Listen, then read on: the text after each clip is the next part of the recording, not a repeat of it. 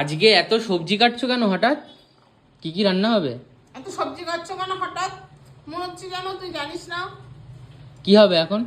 রান্না করতে হবে না, তা খাবি কি? না খেয়ে থাকবি?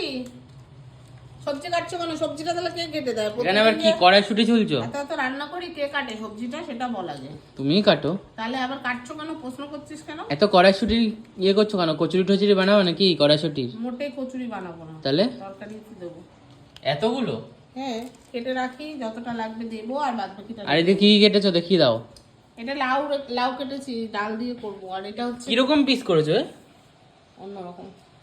তরকারি হবে? আর এটা পুঁই মিটুলি তরকারি হবে না, তাহলে?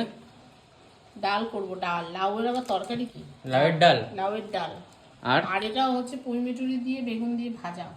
ভাজা করবে এটা? একটু ডাল করবে তো আজকে? ওই তো বললাম তো, লাউ দিয়ে ডাল। তুই কি শুনতে পাস না? লাউয়ের ডাল ভাল লাগে না? খেতে হবে না তাহলে, না খেয়ে থাক। তাহলে একটু আলু ভাজা করো। আলু আলু ভাজতে পারবো না। পাঁপড় ভাজা? তাহলে এইরকমই খেতে হবে। ব্যাট পাঁপড় ভাজা? না, কেন? এই দুই রকমই রান্না করবো আজকে, বেশি কিছু রান্না করে খাওয়াবো না। কেন?